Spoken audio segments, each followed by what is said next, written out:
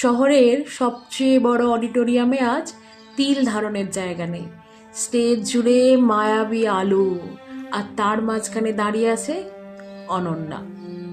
পরনে তার লাল নীল শাড়ি, কি অপূর্ব লাগছে আজকে তাকে।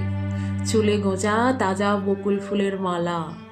তার এক হাতে রয়েছে মাইক্রোফোন, আর অন্য হাতে একটা পুরনো সাদা ডায়েরি, যার উপর বড় বড় করে লেখা রয়েছে মনের ভাষা।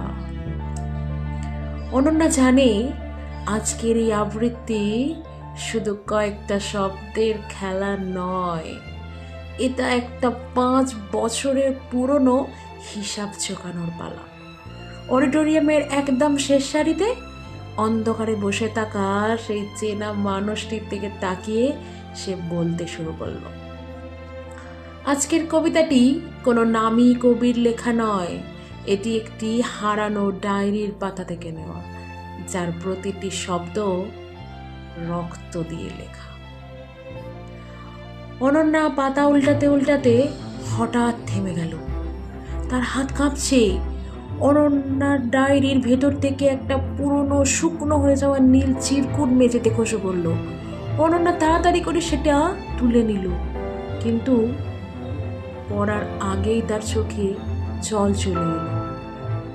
সেখানে লেখা ছিল একটি মাত্র বাক্য, যা অনন্যার পুরো জীবনটাকেই ওলট পালট করে দেওয়ার জন্য যথেষ্ট ছিল।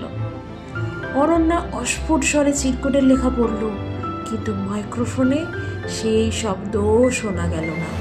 হঠাৎ পুরো হলের আলো নিভে গেল। আর তারপর কি হলো? তারপর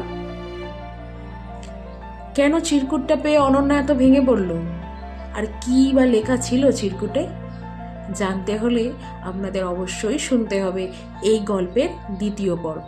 আর এই গল্পের দ্বিতীয় পর্বের আপডেট সবার আগে পেতে হলে পেজটাকে কিন্তু অবশ্যই ফলো করে রাখবেন। নমস্কার।